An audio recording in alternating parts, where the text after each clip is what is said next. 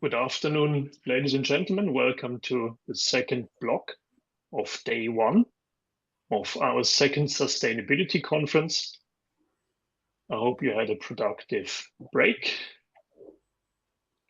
Just quickly at the end of the first block, I may or may not have confused Hurricane Andrew and Hurricane Ian. Here's what I meant to say, and hopefully that's what I did say. Hurricane Andrew, which happened in 1992, was a wake-up call not only to the insurance industry, but also to the actuarial profession. After Hurricane Andrew, the actuaries realized that you cannot just apply traditional actuarial methods to historic losses. They realized that it's better, at least for NatCat, to model current exposures. Hopefully I had said that correctly, but just in case I didn't, this is what I meant to say. Now to the second block of day one. We have two distinguished speakers presenting on an exciting and highly relevant topic. We have Guillaume Delage and Sarah Klos. Guillaume has an actuarial background. He's got 8 years of experience in the P&C sector with a focus on motor insurance. For the last 3 years, Guillaume has been an engagement manager in the Munich Re Insurance Solutions department, where he delivered a variety of projects for clients around the world. Now to the Singapore audience. Have you ever heard someone speaking Singlish with a French accent? That's exactly how Guillaume spoke as a student. Believe it or not, Guillaume actually spent a lot of time in Singapore as a student. He lived there as a student. One of his goals at that time was actually to become fluent in English, and it turned out to be a blend of Singlish and charming French accent. You'll later get a chance to hear how much of that accent is left. Our second speaker, our co-speaker, is Sarah Klos. Sarah is a seasoned communications expert with a strong focus on reinsurance and insurance and climate change. Having worked across diverse sectors, Sarah is passionate about driving conversations around climate change and the impact on weather-related risks. She has a double degree in communication and journalism from the University of Arizona. Sarah joined Munich Re's Climate Change Solutions in May 2024, after spending 7 years with Munich Re's Group Communications. You heard that correctly, Group Communications.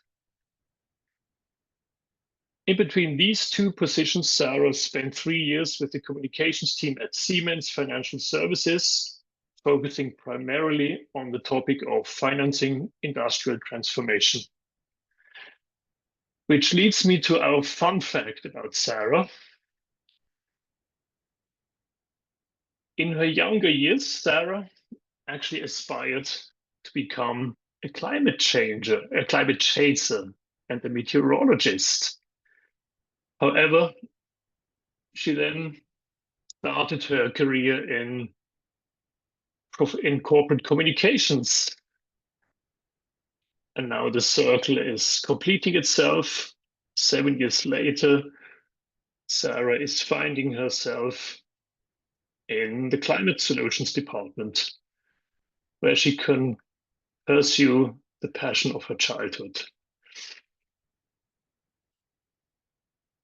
Today, together, our two co-speakers will present on a topic titled, How can insurers prepare today for climate change? Ladies and gentlemen, put your hands together, virtually of course, for Sarah Klos and Guillaume Delage. Over to you, Sarah. Thank you so much, Andreas. And just going to wait for the slides to be queued up. But as we're getting started, so the next half hour to 45 minutes, my colleague Guillaume and I are going to take you through a little bit about where we see climate change having an impact on natural disasters around the world, and then a bit about the protection gap and protection schemes that are being used to sort of tackle this, and then what we're doing as Munich Re in this space on a number of fronts. So with that, if you could go on to the next slide, please, Guillaume. So I'm going to start things off and I'm going to talk a bit about climate change and where we see this impact in our natural disaster figures. And if you could click once more, there we go. Okay. So this is a graph that may be very familiar to many of you. This is essentially the year-on-year temperature increases. And this particular graphic, this data comes from NOAA, which is a source that we use over here at Munich Re, and it plots out the average temperature changes based off of the prehistoric baseline, which for us is 1850 to 1900. And what you can immediately see is the last 10 years were the warmest on record, continuing an upwards trend, with 2023 being the all-time hottest on record at about 1.35 degrees Celsius. And this surpassed the previous record holder year, which was in 2016 at 1.2 degrees. Um, and these changes may sound small, fractions of a degree, but the impact that they have is quite large. So you can see here already in the secondary effect, this is essentially in climate science, any kind of meteorological parameter like temperature, like rainfall, or others, follows a probability distribution. And in this very simplified example, you can see here we're focusing on the historic temperature averages, specifically the pre-industrial period, the 1850 to 1900, which is represented by the dotted green line. This is a graphic that comes from IPCC, not from us specifically, but it is based off of climate science. And you can see that even with a small temperature change, like say from 1.2 to 1.35, there's already a significant shift in terms of the tail risks of this distribution. And so for those of you with a mathematical background, you can see that while the average moves slightly, the extremes can shift dramatically, which means that we're seeing an increase in extreme events around the world, and very important when we're assessing future climate risks. And we call this sort of the risk of change, because it changes the probabilities in our risk calculations of an event occurring. And year on year, we're seeing more extreme events, more extreme weather events, and this is something that we would see less likely in a world without climate change. So if you can go on to the next slide, please. So this is a sampling of some of the impacts that we see from global warming. And it's important to mention here that there is no one size fits all definition when it comes to climate change. We see various effects on various kinds of natural perils to different degrees in different regions around the world. But at a high level, at a global level, obviously we see more frequent temperature extremes. And when you combine this with also increasing drought conditions, you get an increase in wildfire hazard. So the fire weather risk goes up in many parts of the world. Uh, we're also seeing sea level rises on an unprecedented scale. And that essentially, under a business as usual emission scenario, we would be looking at a global mean sea level rise of about 84 centimeters by the end of the century. And then in the bottom part of this, you can see here various weather perils. So when we talk about severe convective storms here on the bottom left, this is something that's colloquially known as severe thunderstorms. It typically comes with tornadoes and hail. And here's an interesting one because this is a kind of peril. There's a lot of research into it because we see an increasing number of losses coming from these severe thunderstorms, especially in the US and especially in Europe. But the climate signals are a bit mixed. So when we talk about the US, it's a very active area of research. And we can't say that we see more of these events coming, but what we can say in the US at least is that we see a general eastward shift in severe thunderstorm activity. So, what was traditionally known as Tornado Alley in the middle part of the US is moving eastward and impacting areas where maybe there's more property in harm's way. We're seeing a number of more extreme hail days. We're not necessarily seeing more days with more tornadoes, but what we are seeing is more days of extreme tornado outbreaks. So that's days where we see 30 plus tornadoes. And the same thing if we look at Southeast Asia, we're seeing an increase in the meteorological conditions that are conducive for these huge hail events, hail of 5 centimeters and larger. Um, Same thing when we talk about rain and flood. So a lot of areas, including Southeast Asia, are seeing an increase in days of extreme precipitation. And when you combine this with, high heat and drought conditions that we see in a lot of regions, it also increases the risk of flooding. On the tropical cyclone side of things, the typhoons, the hurricanes, whether we're talking about the Northwest Pacific or the North Atlantic, here again, we don't necessarily see an increase in the number of storms, but where we see the increase is in the extreme events. So we're seeing greater precipitation, higher storm surges. So just all around more intense events, the likes of which, again, we haven't seen before, and also these rapid intensification of hurricanes, as we've seen, for example, this year so far, with starting with Hurricane Beryl, down into Milton and into Helene. So really, these really intense events. And the same as well for persistent weather patterns. So when we have bad weather, oftentimes in a lot of regions, it just stays in place. So it's changing entire weather patterns. So if you could go on to the next slide, please. So the question comes, to what extent can we really attribute this to climate change? And this is something that has traditionally and historically been very difficult, because we see these trends at a very macro level. But in order to drill down and attribute one single event to climate change has always been very challenging. Um, but there is something that's now emerging. It's called climate attribution science, climate attribution studies, where they actually dig into one single event, look at the meteorological characteristics of it, really dissect it on a very granular level in order to draw those conclusions.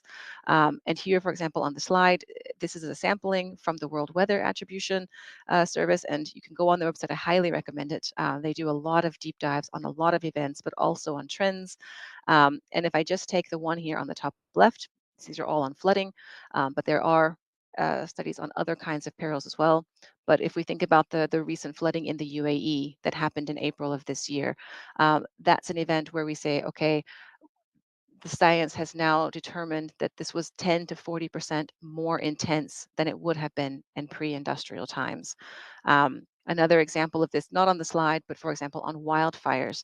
Last year was a record year for Canada in terms of wildfires, in terms of acreages burned. And this essentially was more than doubled in likelihood because of climate change. So really seeing the direct connections to climate change on an individual event more and more. So if you could go on to the next slide, please. Um, so this slide in particular is something that comes from a report that we do twice a year.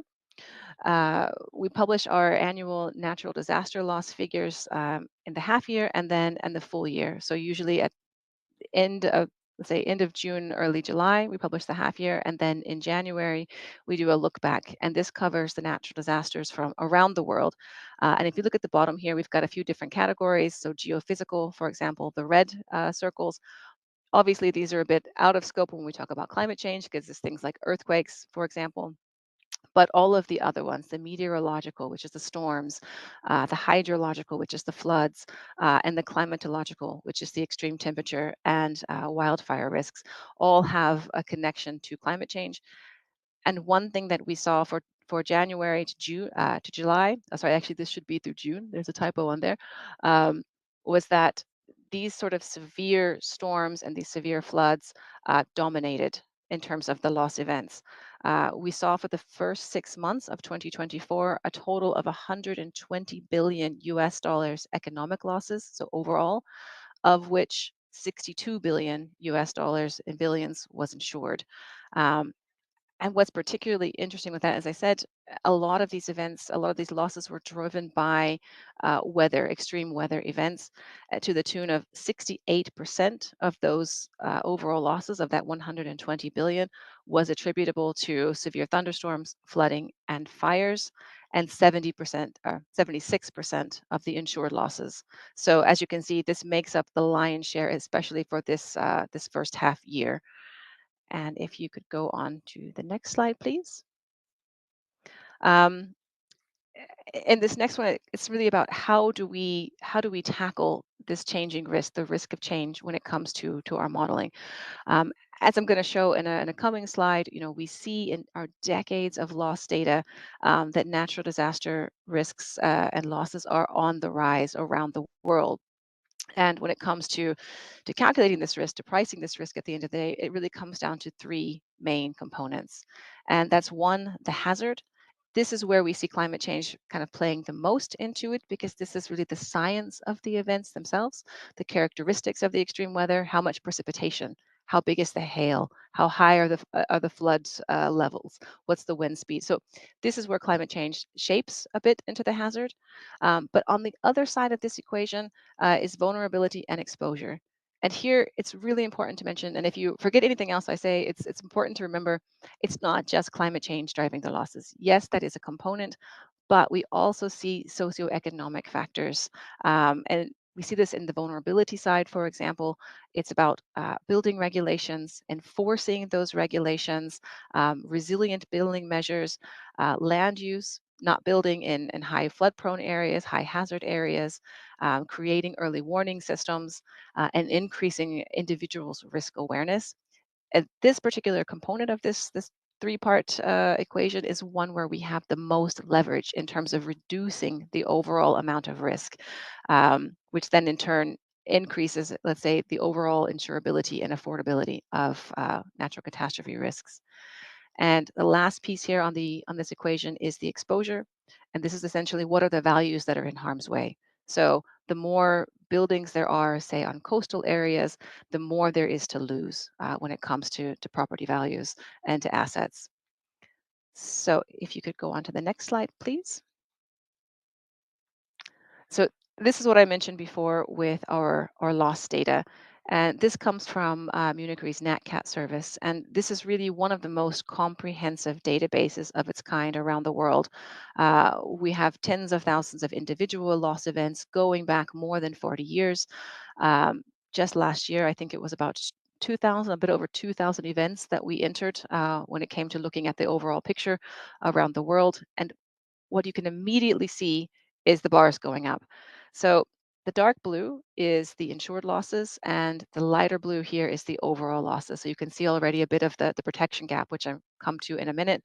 But you can see this very, very stark upward trend globally. On the left-hand side, you can see the currency. This is in US dollars in billions. And this red dotted line is the 100 billion mark. And this is an important message. It's something that we've been seeing more and more, this sort of new normal, as we call it, meaning that we're seeing more years where the insured losses are now reaching or exceeding the 100 billion mark. Um, Actually, I think it's about 6 out of the last 7 years we've hit or exceeded this mark. So very much an upward trend also on the insured loss side of things. And you can see here as well, there are a few peaks in this graphic. I won't go into too much detail because I think we could spend an entire hour just talking about what's behind these numbers. But typically, these loss figures have always been dominated by what we call peak events. So that's the hurricanes. So 2021, we had Hurricane Ida. 2017, we had the HIM, which was Harvey, Irma, and Maria. Or in 2011, earthquake and tsunami in Japan that led to the devastating Fukushima disaster. These are the peak events. So they cause these really upward heavy spikes in the loss data. But what we're seeing increasingly so is the rise of the non-peak perils. And going back to what I said before with severe thunderstorms and flooding and wildfires, those are the three big ones. Um, they have an accumulation effect that when looked at for the whole year, they're rivaling that of a single peak event. So we're seeing definitely an increase in these events. And these are the kinds of events where we also see stronger links to climate change in many parts of the world. So next slide, thank you. I talked a lot about on the property side, so really on the assets and the losses, but something else that's really important to keep in mind is there are other impacts in other portfolios. So life and health, for example. This is an area very much still of active research because it's a bit more difficult to quantify when it comes to, what are the exact impacts of climate change when it comes to morbidity and mortality. But we can break it down into 4 different categories. The first one is acute. So this is essentially deaths that come from extreme weather events. So if there's a flood, if there's a hurricane, for example, and there are fatalities from that.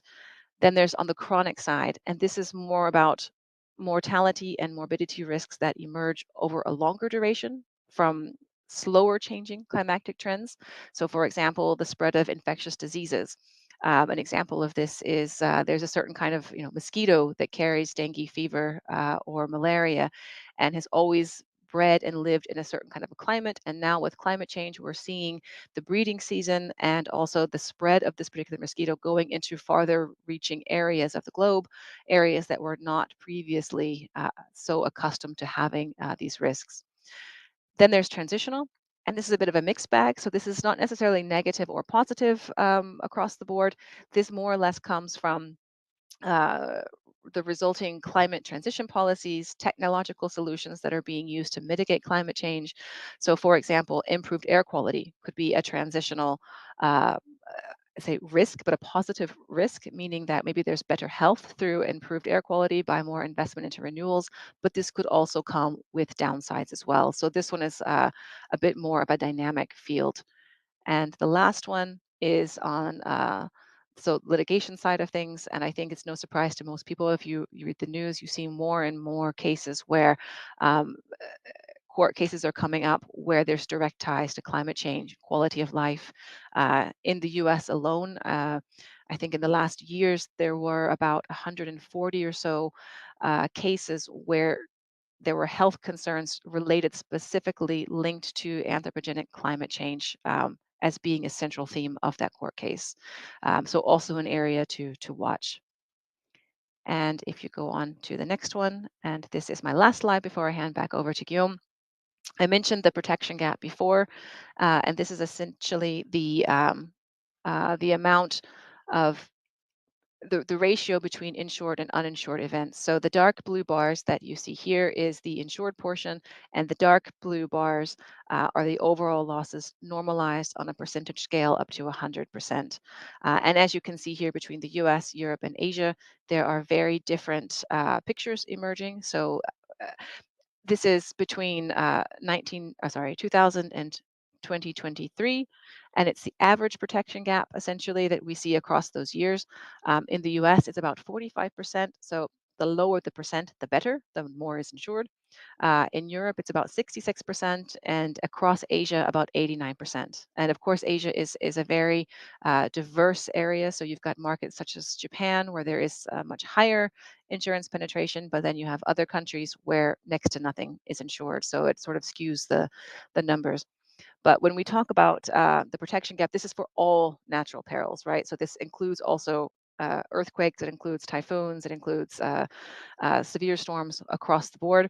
And in each individual market, there are, of course, some perils that are more insured than others, and others that are more exposed. So, for example, in the US, flooding is still very much an underinsured peril.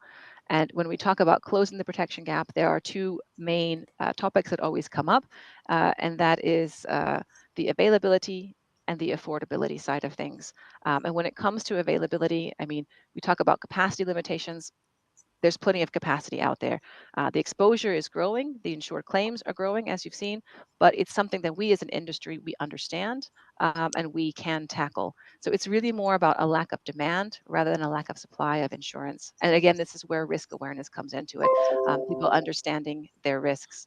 And then on the affordability side, again, the more we tackle the adaptation side, the resilience side, this can also help to kind of bring down the costs because at the end of the day, it's about risk adequate pricing. So insurance can be offered as long as we can in turn receive risk adequate pricing for those risks. And with that, I will hand over now to Guillaume for the next chapter of our presentation. Yeah, sure. Thank you, Sarah, for the great presentation on this first part. Disclaimer, I think my Singlish part of my accent completely vanished a while ago. So, but I'm left with the strong French accent. That being said, section 2, it's about natural catastrophe protection schemes. And if we concluded on the protection gap slide in section 1, it's not random. It's because those natural catastrophes protection schemes can help bridge this gap. And if you may, I propose to do a little study together right now. I suggest that we look at several disaster relief initiatives that were implemented throughout the world. So the focus would be primarily Asia, but to put things into perspective and give a little bit more food for thought, we're going to also look at the case of France and the US. So for the next couple of slides, we're going to have two goals. First, to identify the different initiatives' benefits as well as limitations.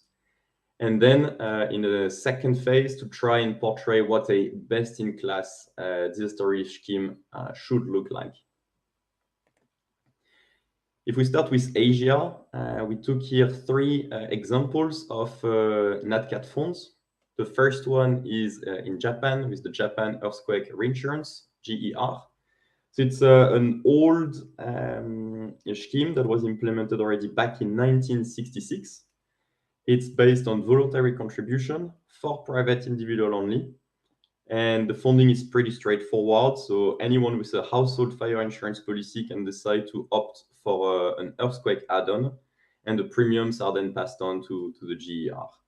And this scheme is backed by the government with a limit payout per event is pretty high, 12 trillion Japanese yen, which is give or take 80 billion US dollar.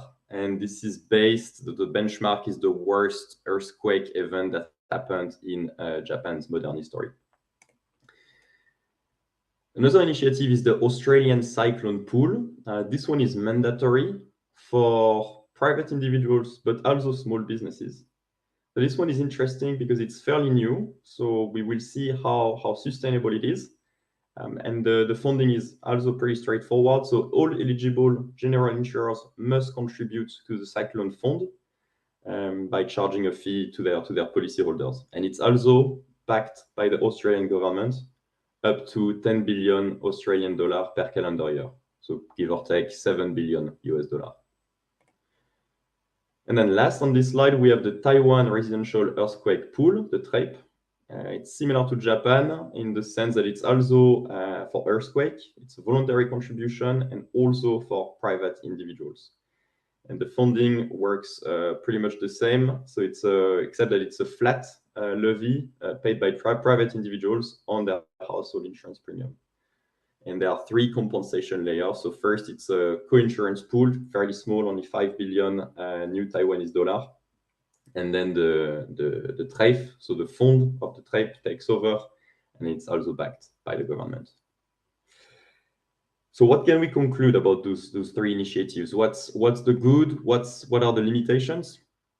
So on one side, we can see those initiatives have fairly large budget, and they are built to be resilient. So they are built to face the largest NatCat events, and they are also backed by their respective governments. On the limitation, we can see that each regime only covers a specific hazard, so it's highly targeted, which in turn does not permit to have an overarching climate change strategy, or at least at a national level. Now, if we stay in Asia, but focus rather on emerging markets, there is an interesting initiative that was started recently. It's called CDRIF. Probably many of you in the audience are already familiar with it. So I put a little diagram on the left that shows how it works. So it's backed by the World Bank, Japanese government, and Singapore.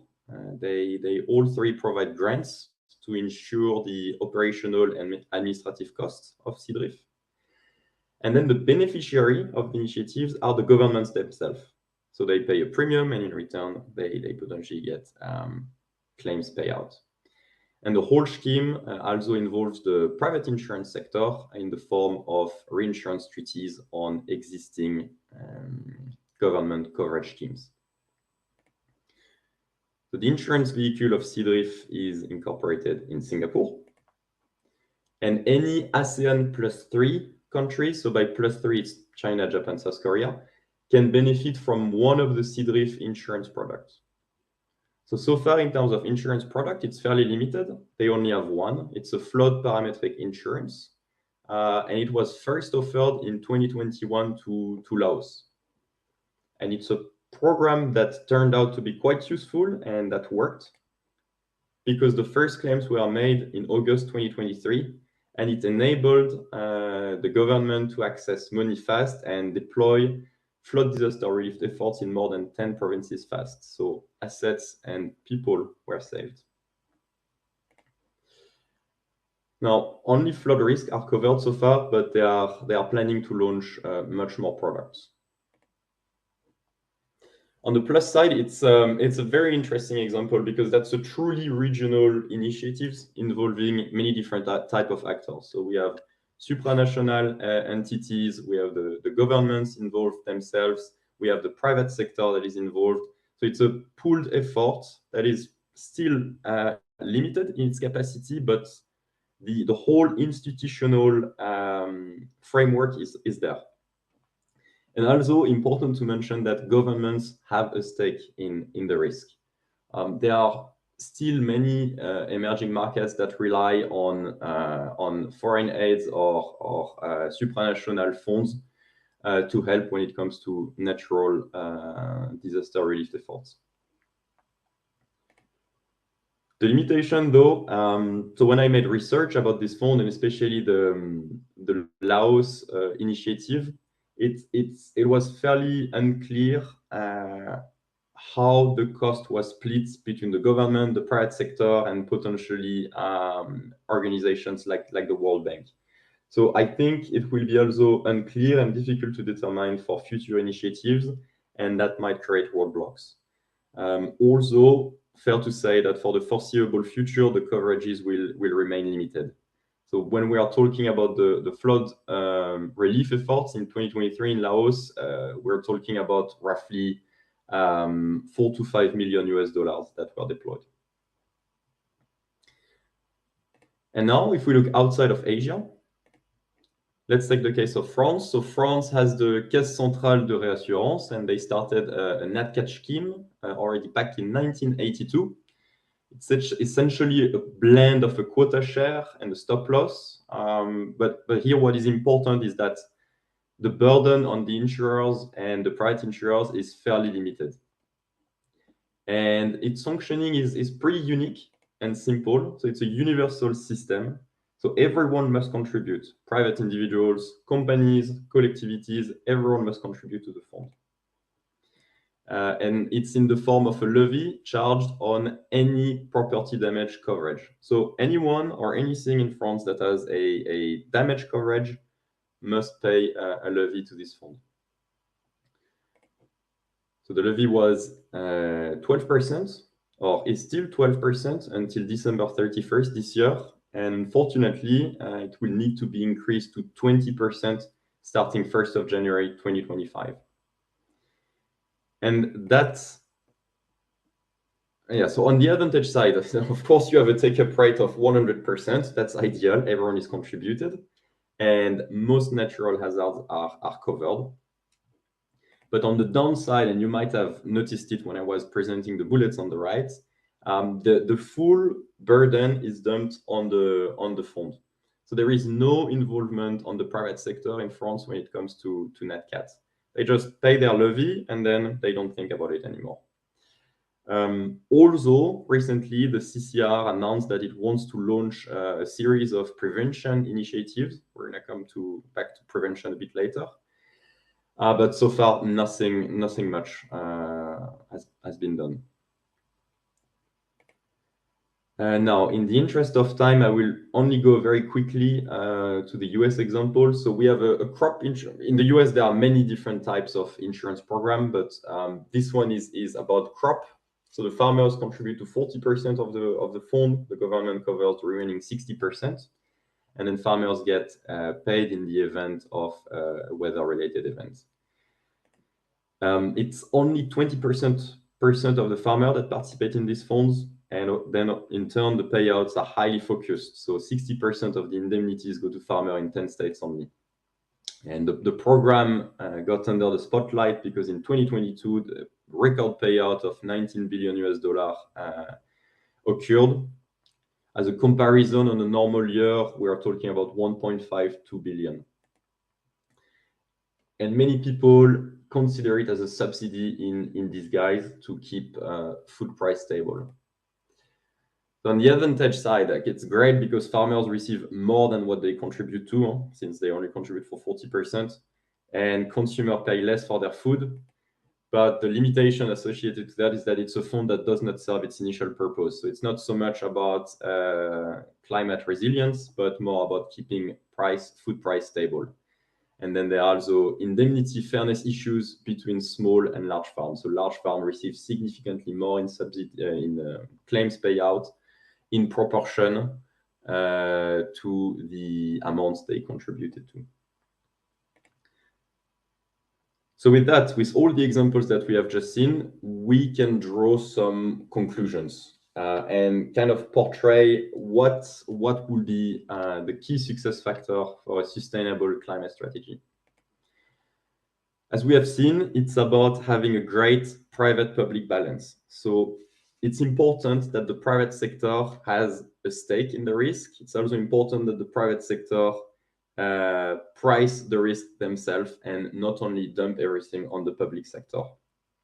In turn, the public sector must make sure that there are high take-up rates by, for instance, imposing a contribution from everyone or targeted groups, and also make sure that the system is financially resilient by backing the system in case of a large event. The key resides also in a fairness principle. So fairness in contribution, and then also fairness in claims payout at every level. So for the policyholders, for the insurers, but also the public sector. Because if one of the party feels left out or feels that is bearing too much of the risk, then market participants start leaving. And we're going to elaborate on that on the right side in the consequences. And last but not least, prevention. So we haven't talked too much about that in this section 2, but it's a very important point.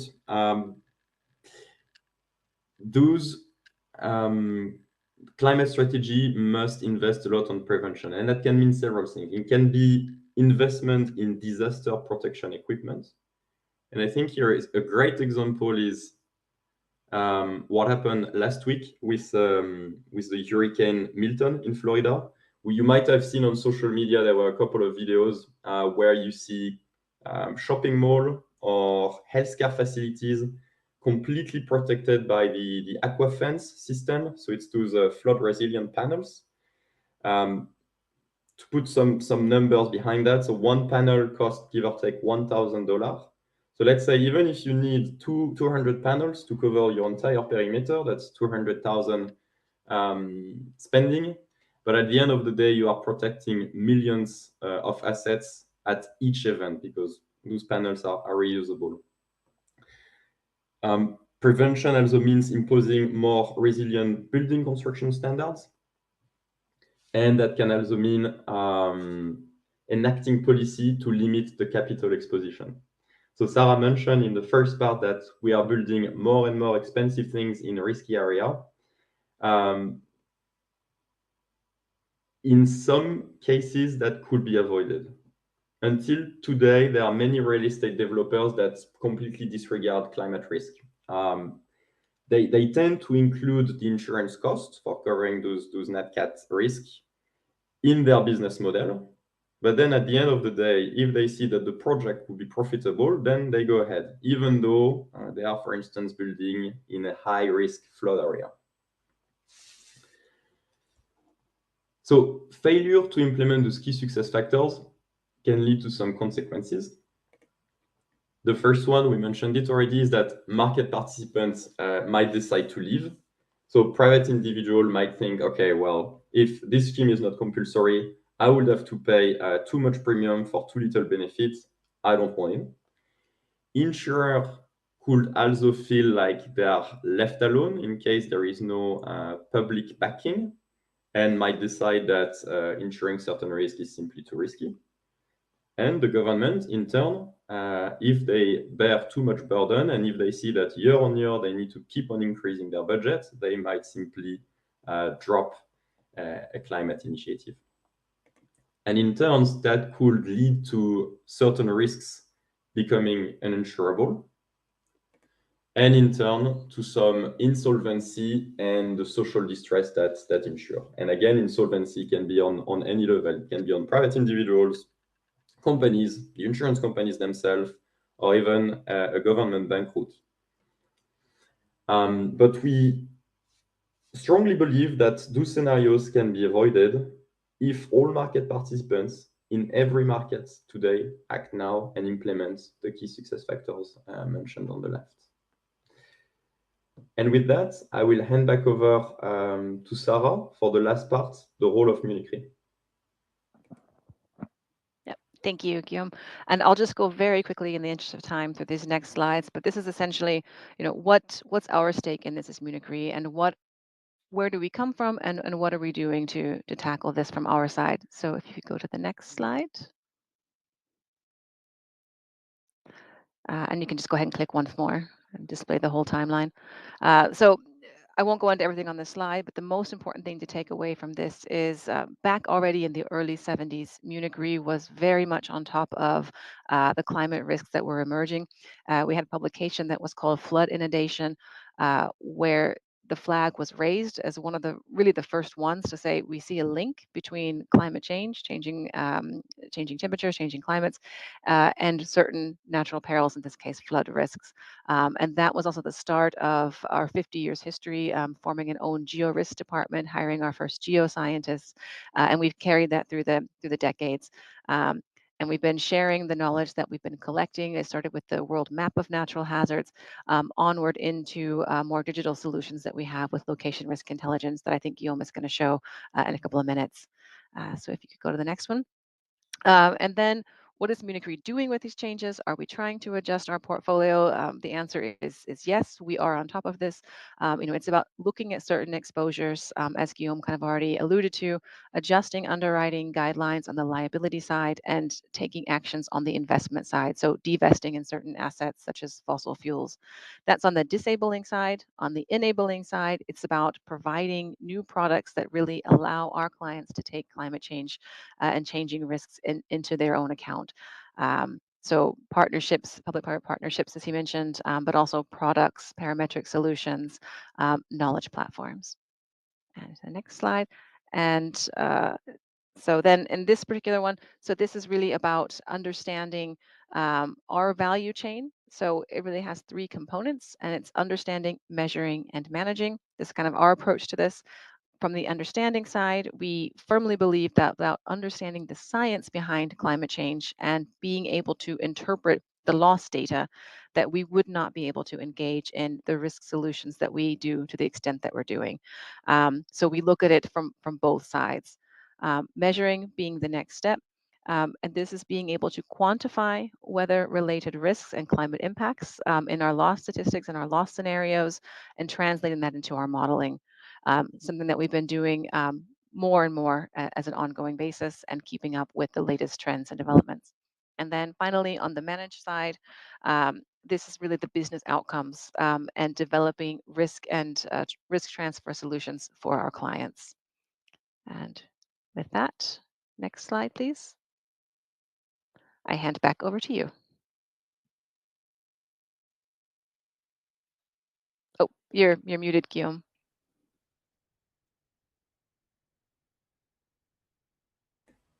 Sorry, I have to jungle between different screens.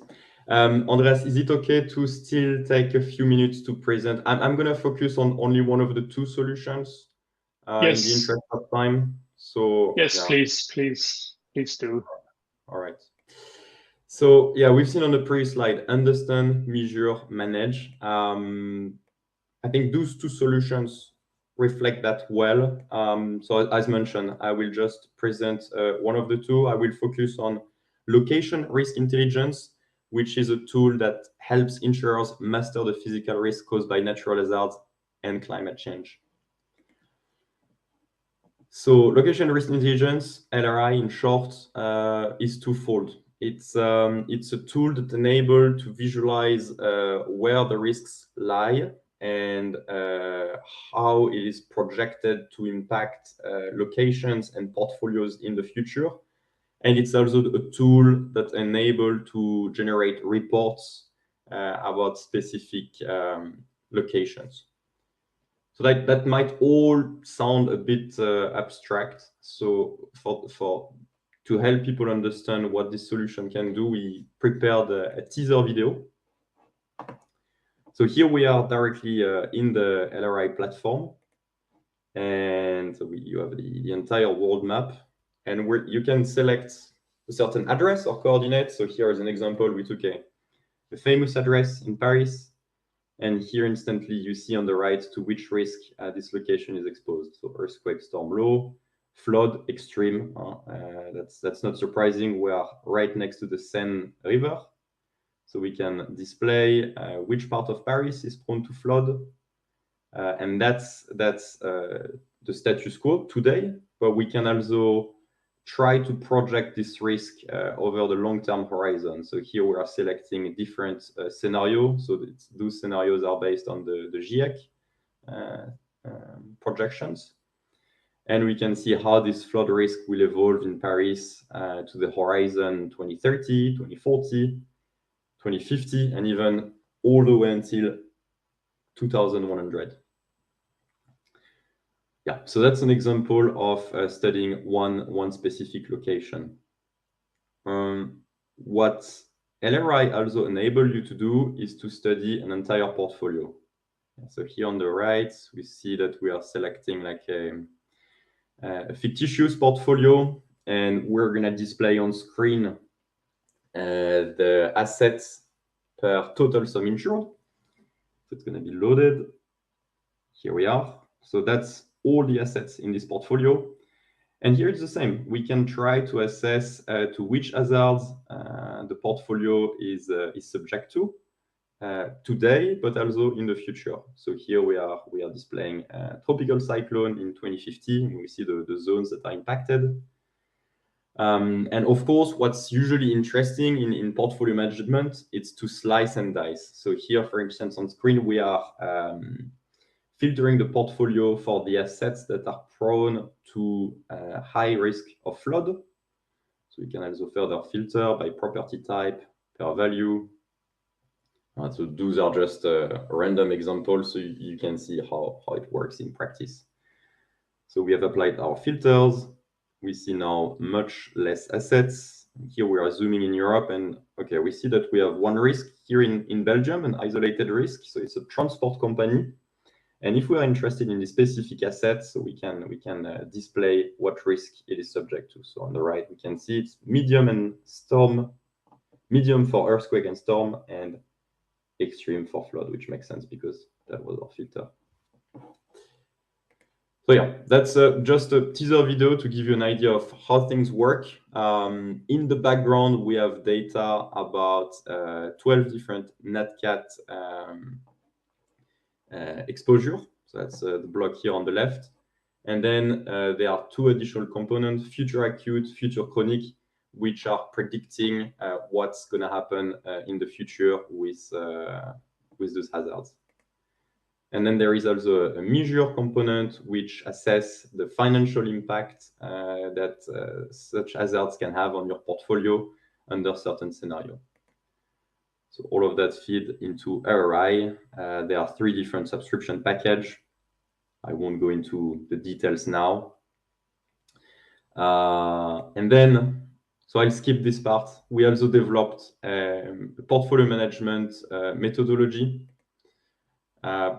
So it presents a lot of similarities to LRI, but it goes to much greater level of granularity, and also it does not only look at NatCat, but it looks at other scores. So there is, of course, like an overarching scoring, which depends on climate, but not only. We also have capital, deployment score, aggregation score, attractiveness score.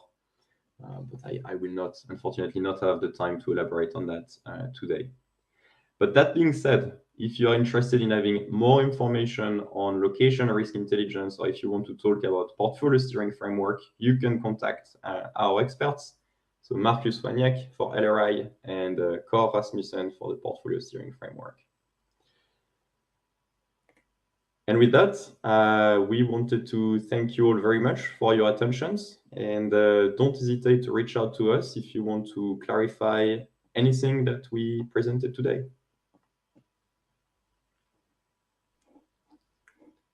Thank you, Guillaume and Sarah. That was a fascinating presentation. To the audience, please type your questions into the box below.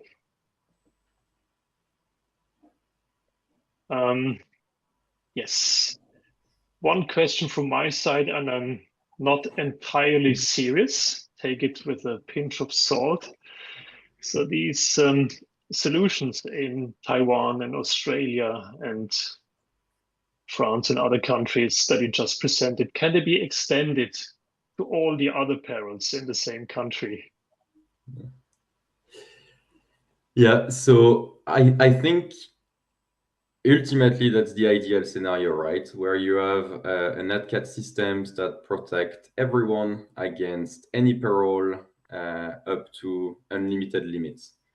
Now, of course, that comes with changes. I think, so France has implemented such system where everyone needs to contribute and everyone is insured for everything.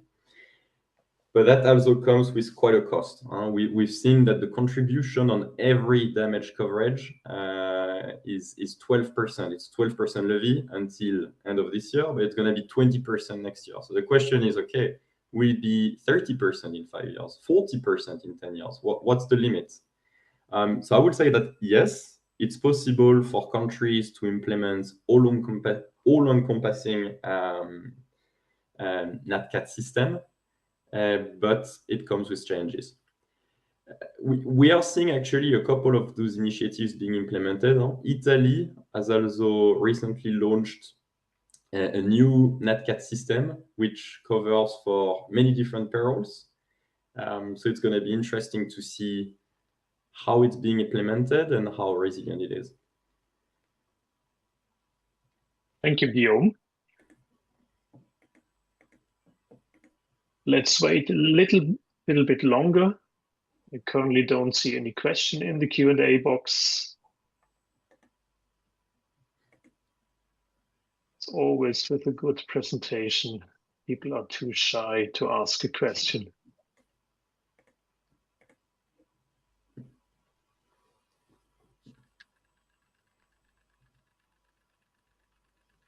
I'm currently not seeing any question in the Q&A box. Mazuin, do you see any? I don't. No, not at the moment. Yeah. Good. Okay. All right. So the moment has come where I wish I could ask all the speakers of today on stage and hand a bottle of wine to each of you. On behalf of the SAS, I would like to thank all the speakers of today for their contribution. I would like to thank the organizing committee. I would like to thank the SAS Secretariat. And last but not least, I would like to thank our sponsors of the SAS. And with that, I will close day one, and I shall see all of you tomorrow at 1 p.m. Singapore time. Thank you very much.